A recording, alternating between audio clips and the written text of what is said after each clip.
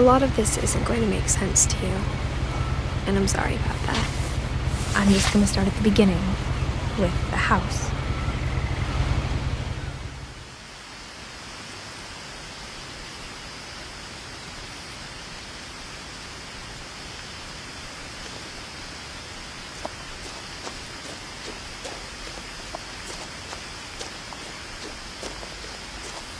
I lived here until I was 11, but I wasn't allowed inside half the rooms.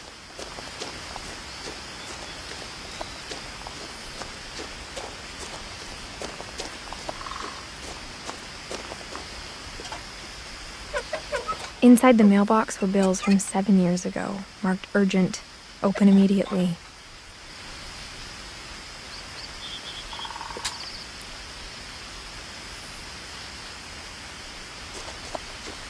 I hadn't been back since my brother Lewis's funeral.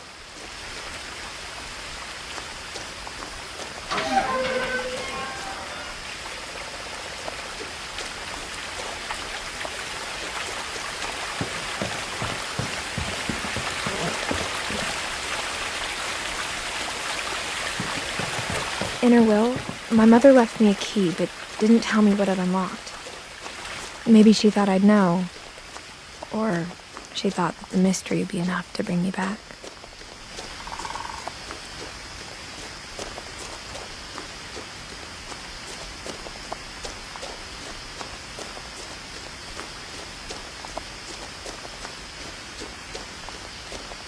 No one had driven this way in a long time, but I saw a few hoof prints.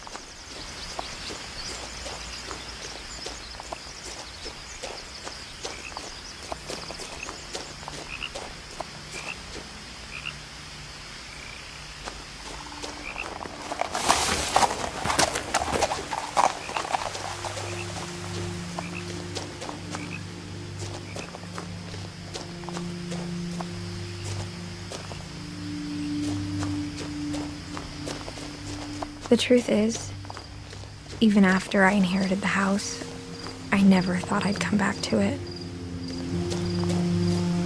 But now I had questions about my family that only the house knew the answers to.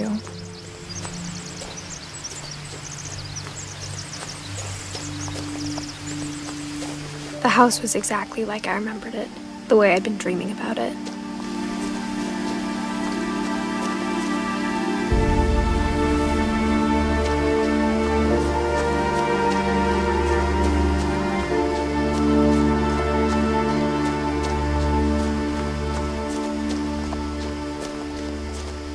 The woods around the house have always been uncomfortably silent.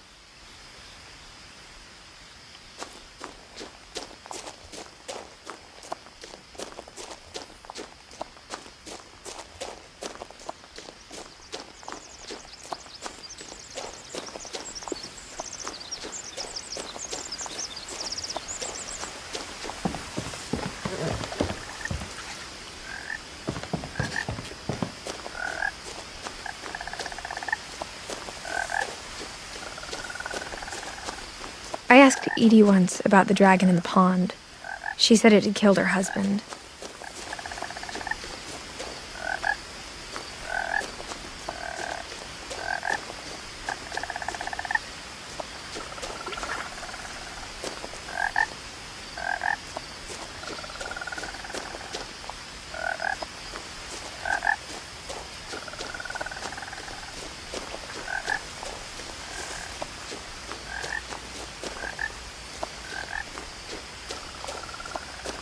As a child, the house made me uncomfortable in a way I couldn't put into words.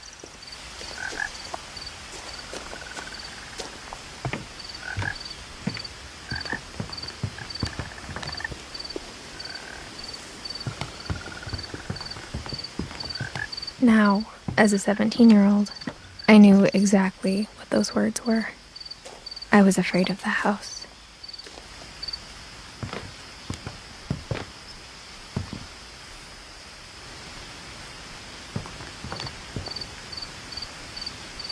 I hoped the key might unlock the front door.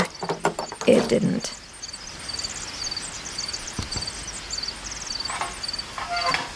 Looking in, I felt like the house itself had been waiting for me.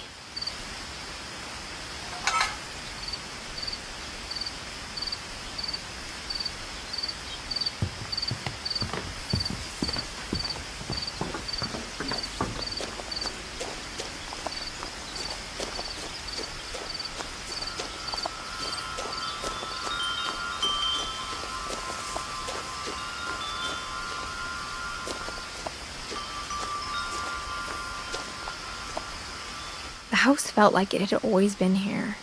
Even the swing set was older than my mother.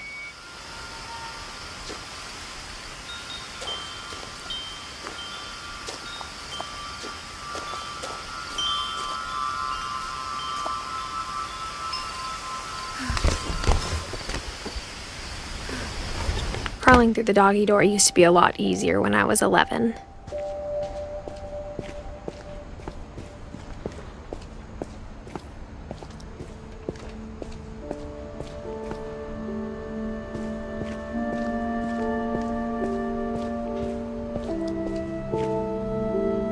The power had been turned off the night we left.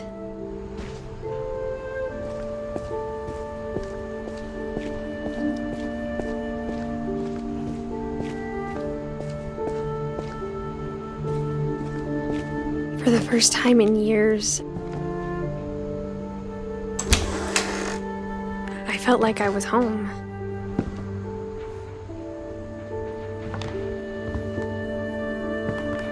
But instead of a family, there were just memories of one.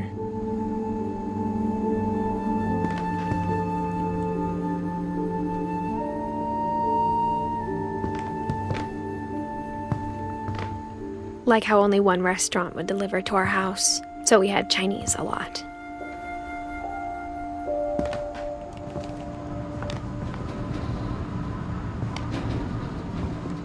Or how after Louis started working at the cannery, we all got sick of eating salmon. Except our cat, Molly.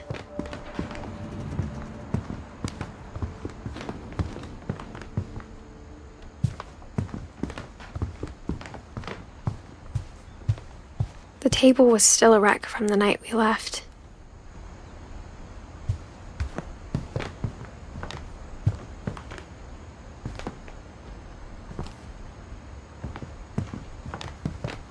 My mom was the only one of us who could imagine great-grandma. It was like a Edith bomb living. had gone off, killing everyone but sparing the furniture.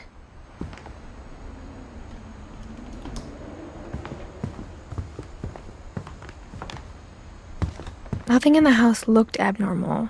There was just too much of it, like a smile with too many teeth. Even the fireplace had a story.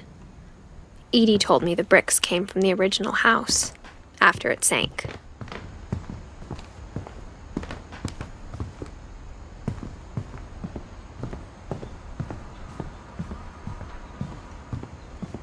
A lot of things got left behind in the whirlwind of that last night.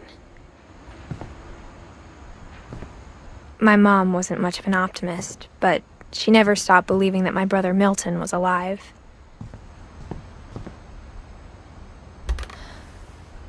Edie told me once that every Finch who ever lived is buried somewhere in the library.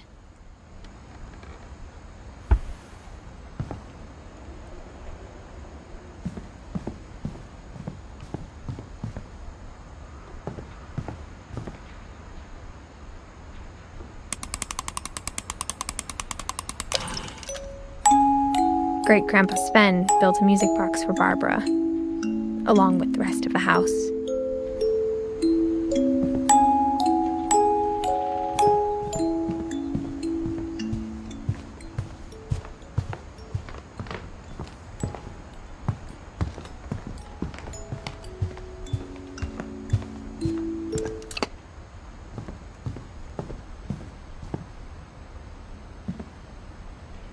Mom always told me to stay out of the basement, so I wasn't too surprised when the key didn't fit.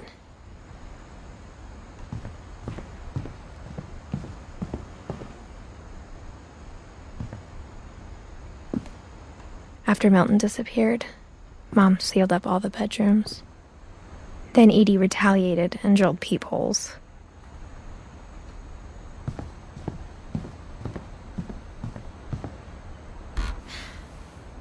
Molly always seemed like a girl I could imagine being friends with, if she hadn't died in 1947.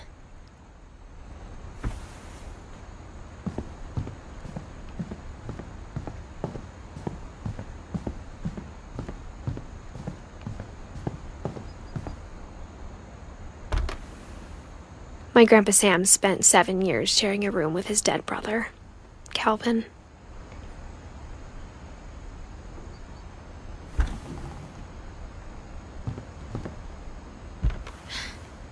As a kid, I just assumed every house had peepholes and sealed rooms you weren't allowed inside of.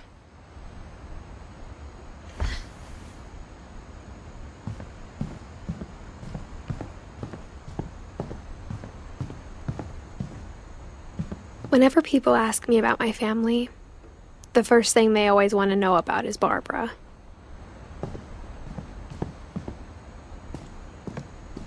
Mom must have locked the third floor stairs on the night we left. Edie's father, Odin, built the original house.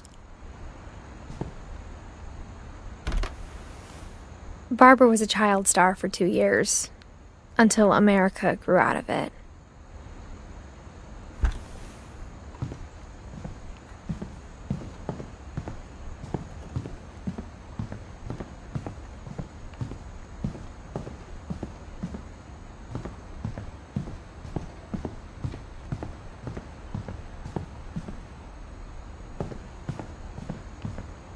I spent a lot of time playing in Great Uncle Walter's room. I think my mom sometimes regretted not sealing it up. Lewis told me there were secret passages, but I never believed him.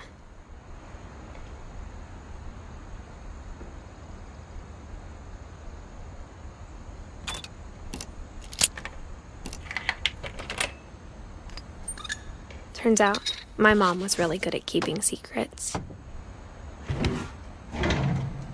Now it was time to find out what my mom had been afraid of.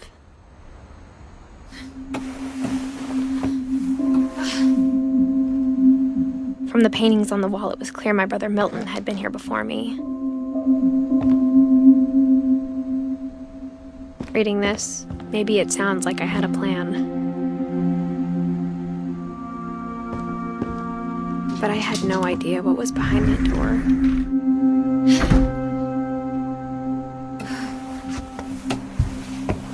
Just like I had no idea where all this was gonna lead.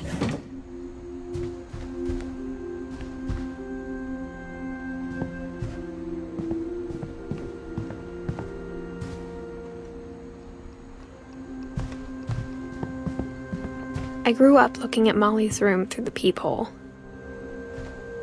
Being inside for the first time, I felt like I'd stepped behind a painting.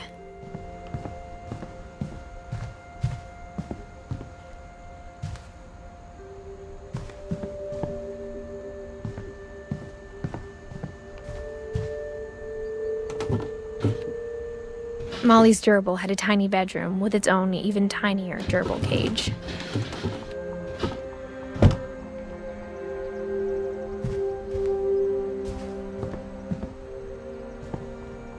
I got the sense Edie had spent a lot of time here, before my mom sealed the doors.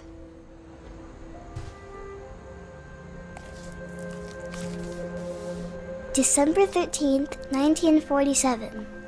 Dear Diary, I'll be gone soon, but I wanted to tell somebody about what's gonna happen. It started when Mom sent me to bed without dinner. I woke up and I was starving, so I looked around for something to eat. The gerbil food was dry, but I didn't mind it.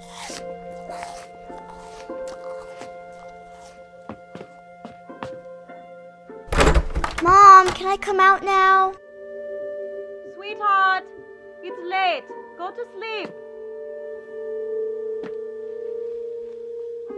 My Halloween candy was all gone.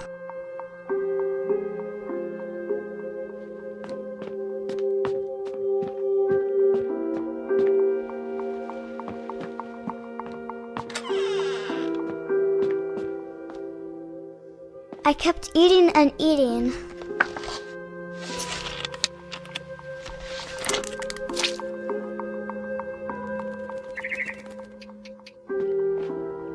I ate a lot of things that night.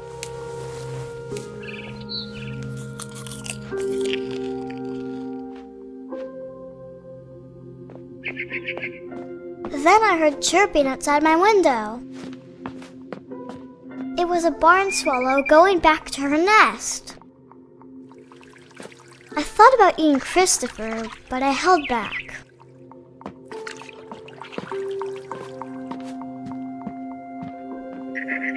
reached out for her.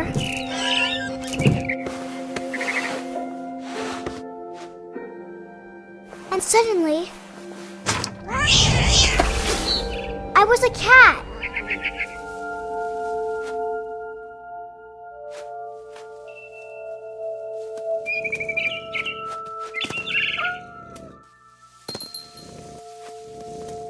I tried to be quiet, but the bird was really scared.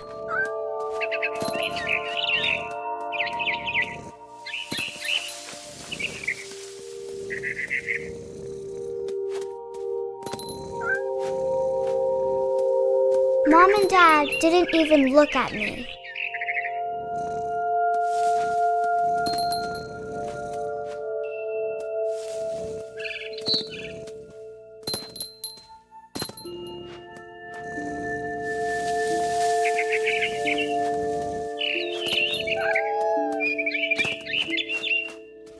I jumped and I almost got her.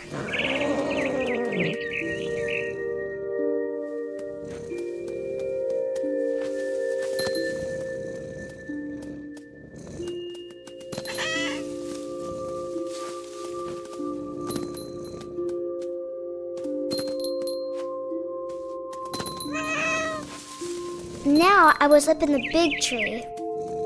I promised Dad I wouldn't climb it anymore. All I cared about was eating that mama bird.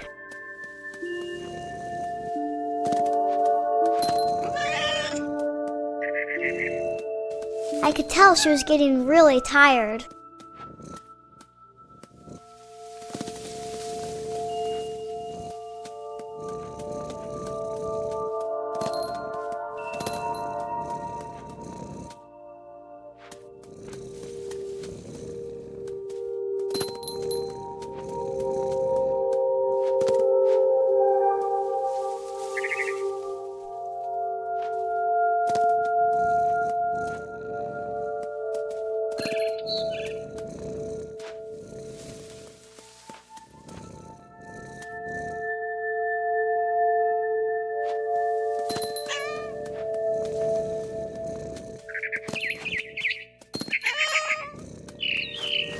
I gobbled her up.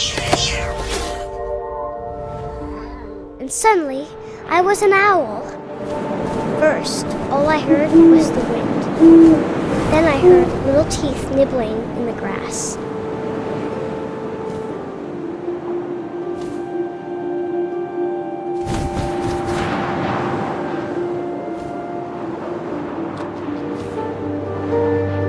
Rabbits.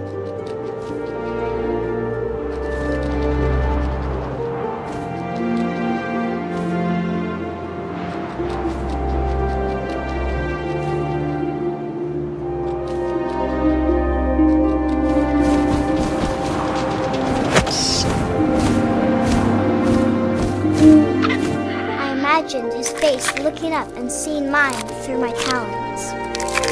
I swallowed him up, and I didn't chew one bit. Then I flew off to find something bigger.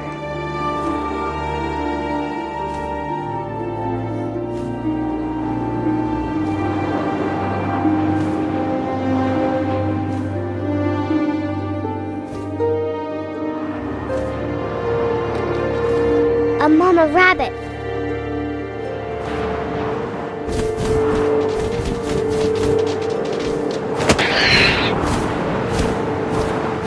She was almost too big to carry.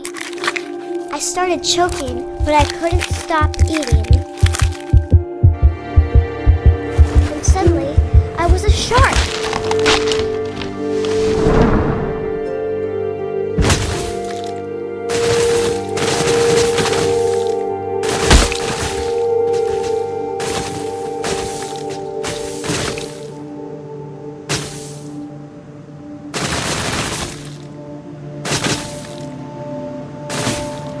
I rolled off a cliff and into the ocean. Now, I was hungrier than ever.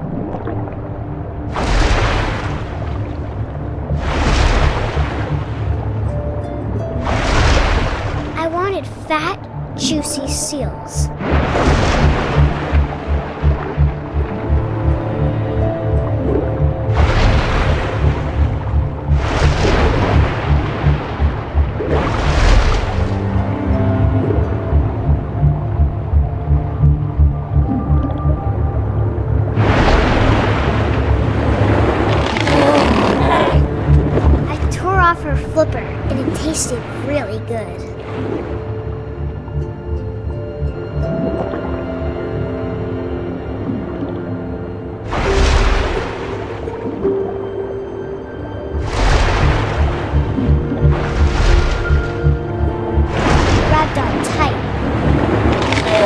was so hungry, I jumped out of the water.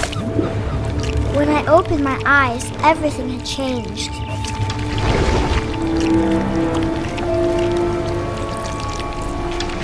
Now I was a monster, and I smelled people everywhere.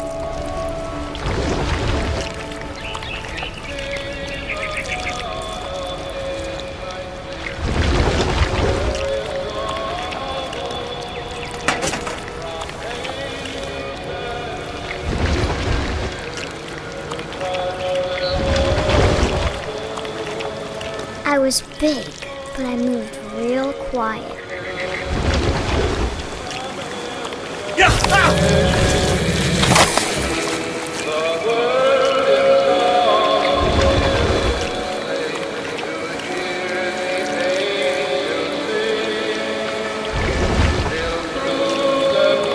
I wanted to stop, but also I didn't.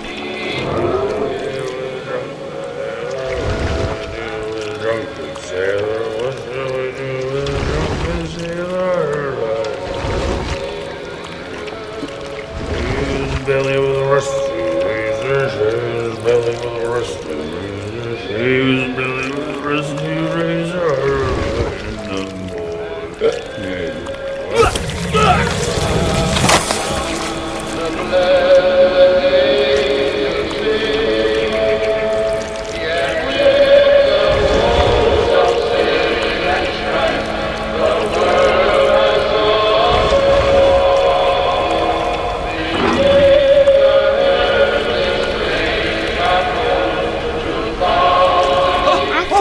Passenger, I was still hungry. And across the water, I smelled something new. Something I had to have, so I swam towards it.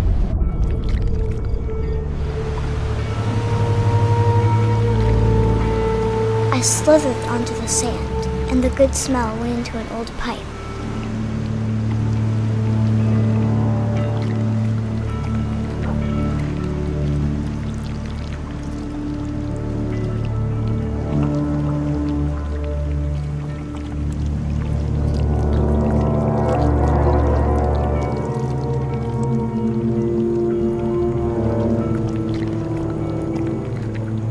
I got closer and closer.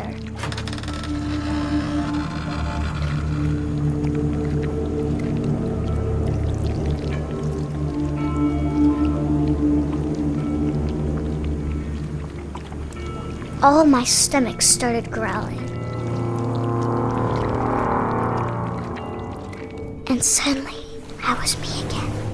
I held my breath for a long time, but I couldn't hear anything. I think it's waiting for me to fall asleep. But it's not going to wait much longer. It needs to feed, and we both know I will be delicious.